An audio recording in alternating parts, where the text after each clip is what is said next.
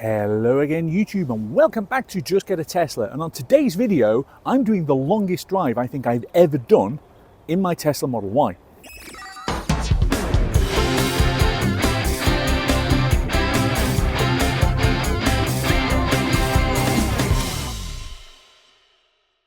So I'm here in Somerset. I've been working down here for a couple of days. If you haven't seen the video where I came down here with multiple stops, have a look at that one as well. Today we're going home and we're going straight back. So the 550 or so miles from here back to Northern Aberdeenshire with as short a journey time as possible. So how quickly can we do it and with how many charging stops? So to get started on this trip, I have been charging the car up overnight using the granny charger. So there are Tesla destination chargers here, and I did use one of those the other night, but when I got here yesterday there was somebody on one of them and I thought I'm just going to use the granny because I can get enough power into this vehicle using that and leave one of the faster chargers for the people who just need to come and go.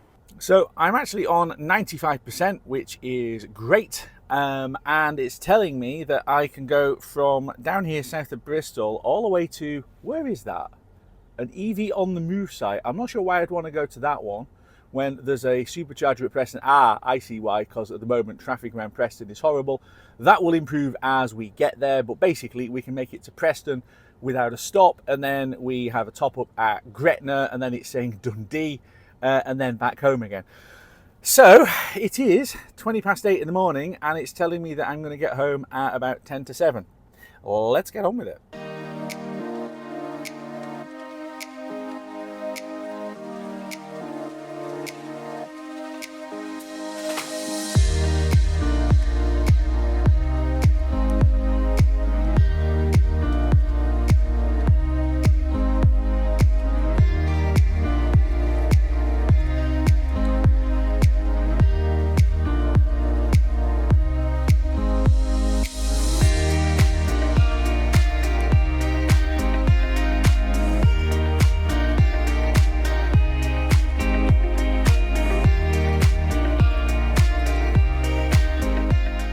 I am on the M5 near Worcester, heading north, and how can I put this?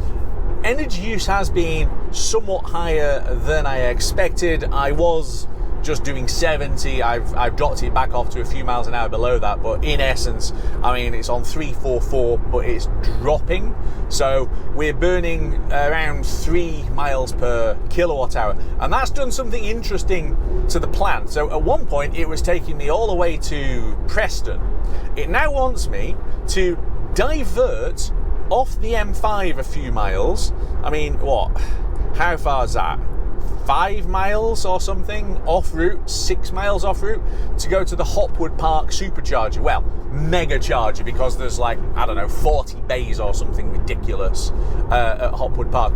But why on earth would I want to do that? Because that is completely off route, when, how can I put this? There are so many other chargers that I could be using further up. There's chargers there at Hopwood Park. There are chargers there at Kiel and at Trentham. I'd certainly make those. So it's doing something really daft in doing that. So if I was to stick Trentham in and have that as a stop, it'll take me there straight away. There you go. And that is just off the motorway. And even there at Trentham, it's saying I'm going to arrive on 29%. Well, that's plenty to be able to carry on up towards Preston. So from a route planning perspective, the car is doing something that I don't entirely understand. I'm not quite sure what on earth it was thinking, sending me via Hopwood Park. We're not going that way. So I'm going to keep an eye on it and see how it reroutes itself. But at the moment, if I'm going to arrive at Trentham on 29%, and I think that will improve as I go further up and my efficiency improves a little bit more, then where could I actually get to? I think once, because I've reset the trip, it's completely reset itself on the drive monitor, but on consumption, actually 286.9 on the last 200 miles, and by the way, I hate the fact that the only thing you can do now is 200 miles, right? It's daft. Give me back the 30 mile average or even 100, something like that. But 287, that is better than it was when I set off on this trip southbound. So my efficiency has been better overall. I mean, my overall trip efficiency is 299 watt hours per mile. So efficiency has been decent.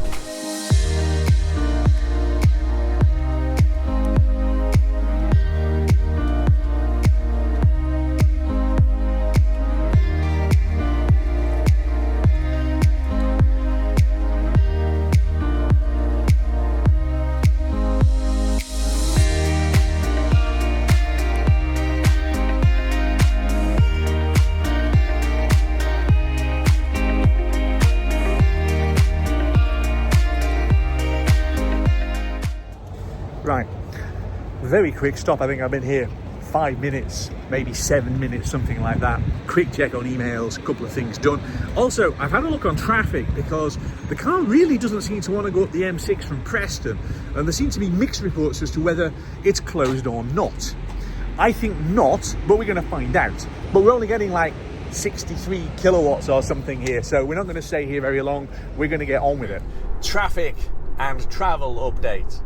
And this is where you kind of wince a bit and go, oh dear me. So I am on the M6, basically in Cheshire.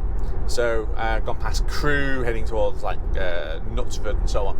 The M6 is definitely closed, basically between Preston and Lancaster. And yes, you have got the old A6, which runs kind of in the same direction, but I've actually just phoned my wife and asked her to check on like sort of a couple of travel websites. The road is very closed and it's causing absolute travel chaos as people are trying to get around it. So the car is actually suggesting that I go the long way around east and then towards basically Settle and come back across that way.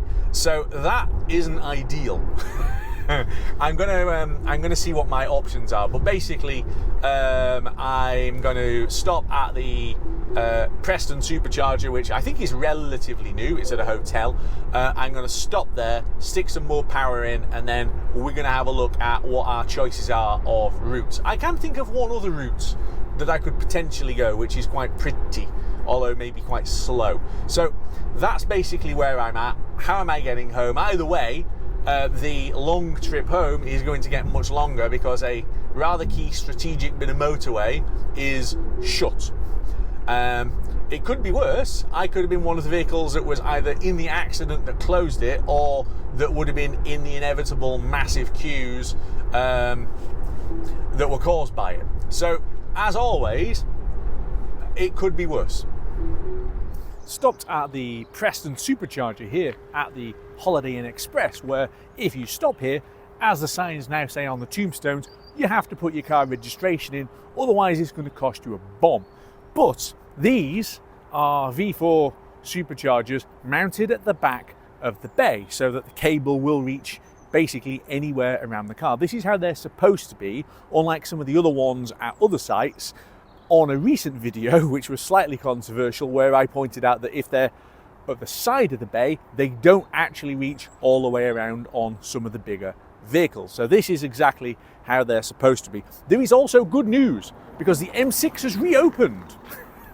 So it's now suggesting that it's going to be a 30 mile an hour average run from here to Lancaster, but that is still way quicker than any of the deviant routes that I was going to have to go to try and get around it. So we're going to stick enough charge in here to be able to get to Greta, and then we'll carry on from there. So I've been here for 5 minutes and it's suggesting about another 13 or something like that. Not bad, considering that I set off from deepest, darkest Somerset and I had a literal, 7-minute zap and dash at Kiel because I needed a wee. The observant of you will note that this is not the M6. So the M6 is open, but it was quoting me 45 minutes of delay, and as we came up to junction 32 where the M55 went off, basically it was just a wall of not just red lights but stopped vehicles in front. So a lengthy queue, and even though we're stuck doing 30 miles an hour behind this horse box, we're at least doing 30 miles an hour, which is more than the people on the motorway were doing. So heading our way slowly towards Lancaster on the old road, and we'll get there when we get there. Back on the M6, as you can see, and this is good. Traffic has cleared up a little bit as well.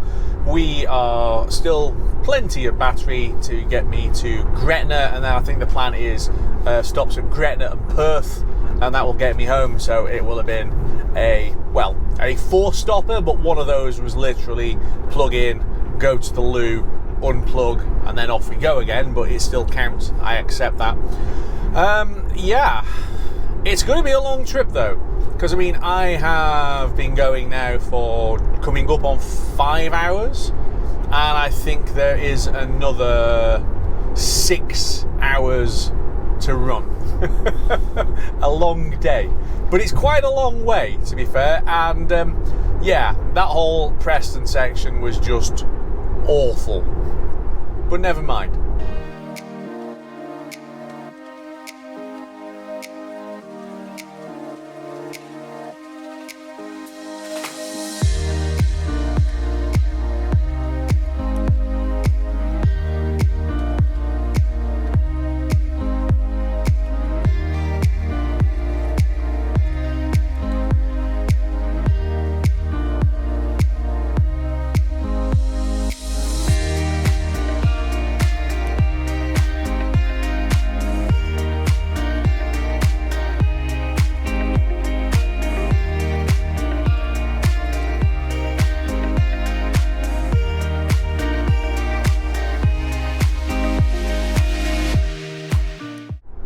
On the approach to Carlisle on the M6, and we've just gone through 1,000 miles on this trip. So we're on 1,001, and we have done 300 watt hours per mile, burning a total of 301 kilowatt hours of power. I did promise at the start of these videos that this was going to be some trip, and it is. It's not often that I do a trip where you go through 1,000 miles.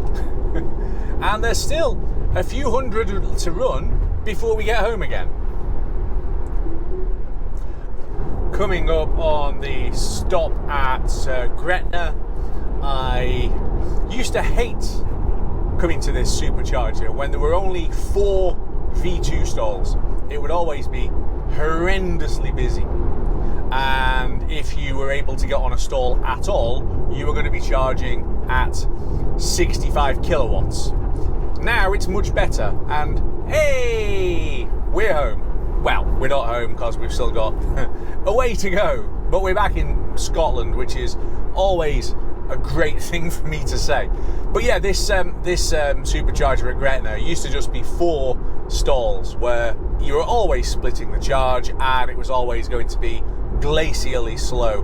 Now there's 12 or so there, plus another big cluster of them at the retail park, plus another big cluster of them at the services back there at Todd Hills.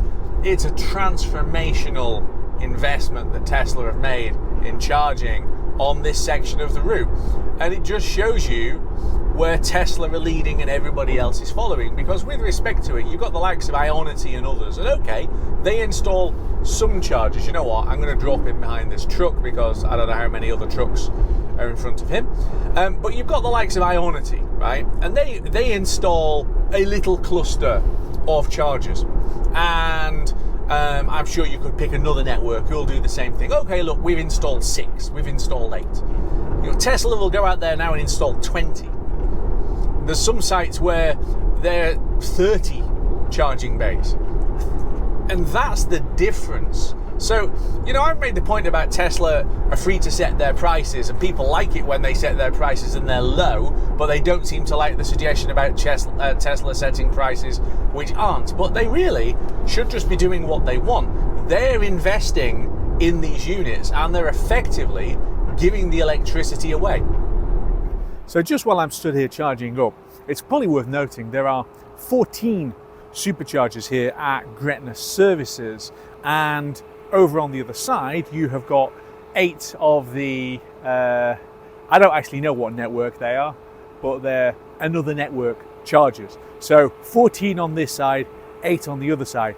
And actually there's another 2 behind me. There's some grid serve ones as well. So you've got 14 Tesla chargers, get the sun out of the way, 14 Tesla chargers and 10 other chargers. And this is a site where Tesla don't allow non-Teslas to charge up, because right next to it there's a whole load of other chargers. I did a recent video which caused a bit of controversy around charging costs, where I was saying that, hey, if you've got a site where there's other network chargers there and you've opened it up and someone plugs in on the wrong side and they're blocking 2 bays, then increase the price. I think there was consternation and indeed uproar at the suggestion from non-Tesla drivers who were like, hey, why are we being discriminated against?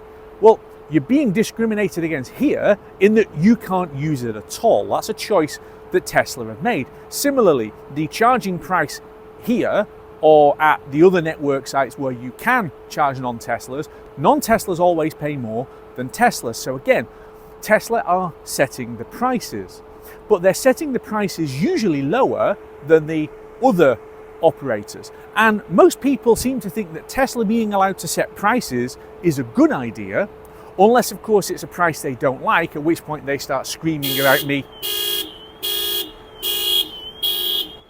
Well, he's not happy, is he?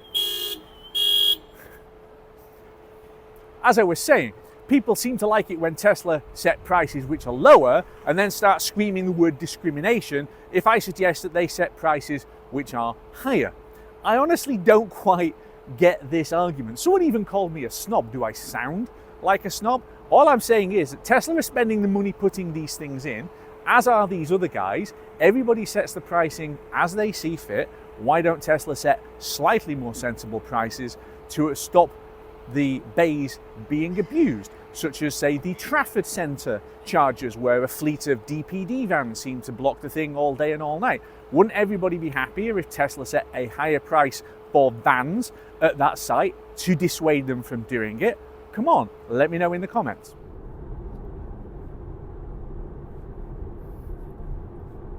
Running downhill on the M74 towards Abington, 44 miles since we left Greta, burned 344 watt hours per mile. So what's that, 2.9 or something miles per kilowatt hour, which is a little bit more than I would thinking that we would be doing.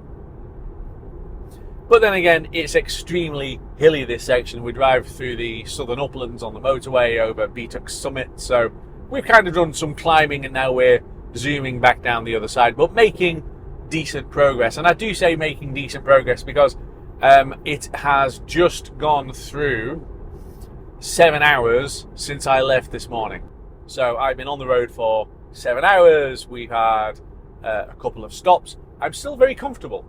And I think this is kind of the point, you know, is you actually want a couple of stops if you're doing a trip that's going to take you basically the whole day. You don't just want to be going, despite the usual keyboard warrior footers posting comments and saying, I can drive 5 million miles in my diesel. No, you don't. You can't, because your body isn't capable of driving that far. And when you stop, stick the thing on charge. I mean, earlier on, I stopped because I needed a whittle, and I plugged the car in for, you know, we were stationary for what, 7 minutes or something in total, and that included me reading and reviewing a couple of emails. And while I was doing that, it just got a little bit more power in. You know, okay, so maybe a lot of people don't need to stop and check emails while they're driving, but I do. But while I'm doing it, I'm sticking more power in the battery. Surely that is a more sensible way of doing things than having to park up and stop and then think about fuel or something like that. Just arrived at Perth Broxton and plugged in, and the site's actually quite busy, but I got lucky in having an unpaired stall. So plugged in and we're straight to 149, I think, kilowatts. So that's pretty useful. I'm impressed actually as to just how busy this site is, because so many times that I've been here, there's been nobody really here at all, which I suppose is why these old V2 chargers that it's still got in, it doesn't think it needs to upgrade them yet. probably also because there are so many other chargers here, a significant amount of money has been spent on charging kit at this park and ride. But hey ho, Tesla are still quicker and they're still cheaper, and that's why the Tesla advantage is still there. That was a long trip. 5 days to be away is always quite long, although being able to split the trip down up into 3 chunks was definitely better. The long haul all the way back in one hit, that felt like a bit of a trek, especially as traffic got sillier and the whole section around Preston coming off the motorway just made it quite lengthy. But it has to be said, this car is very good at that kind of all-day trip. It's very comfortable, it's very relaxing because of autopilot, and because you do need to stop and charge, which does make you stop, it does mean that you've got that level of comfort and relaxation. On part 1 of this trip, last week's video, and at the beginning of this video, I did promise that I would do a roundup of all of the costs at the end, and I've scribbled them all down. So, there were a total of 12 charges on this trip, including charging it up here at home before we set off. So I'm going to go through these one at a time so that you've got the entirety of the 1,283 miles worth of costs. So before we set off from home, we charged the car to 100% based on the battery capacity that I currently have and the tariff at my office. That's £13.27 to fill the car up to full. I then stopped in Edinburgh for 25 minutes and put 42.24 kilowatt hours of power in at 39p is £16.47.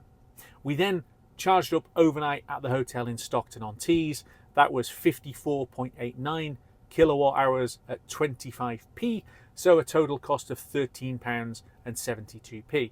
The next charging stop was at the new Rotherham supercharger. I was there for 21 minutes filming, if you saw the previous video, and that put 33.08 kilowatt hours in, which is £12.90, again at 39p a kilowatt hour.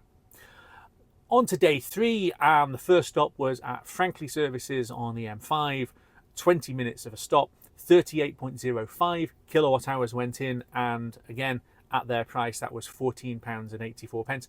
There is a theme that practically all of these are 39p a kilowatt hour, with a couple of exceptions. Almost all of these stops were 39p a kilowatt hour, which is really cheap compared to anybody else that you can get to. The Michaelwood stop, that was 41p a kilowatt hour, and we put 12.07 kilowatt hours in 8 minutes, and that was £5.19. The Bristol Eastgate supercharger, back to 39p again, 19.58 kilowatt hours, and it took 16 minutes, and that cost £7.63. There were then 2 charges overnight at the hotel that I was staying in. Well, not completely overnight. The first one was just a top off, but in essence, I topped the battery first to 80% the first time, and then to 95%. So I can't count what that included in terms of the amount of power, and obviously there's no time for stopping there, and there's no cost because it's Tesla destination charging. So the first stop on the long voyage home was at Kiel, and that was literally a zap and dash. I was stopped for 6 minutes, and I put in 6.94 kilowatt hours, again at 39p, and that was £2.84. The Preston stop was slightly longer at 17 minutes, 37.76 kilowatt hours with a cost of £14.35. Then a longer stop at Greta of 25 minutes, 47.38 kilowatt hours with a cost of £18.48.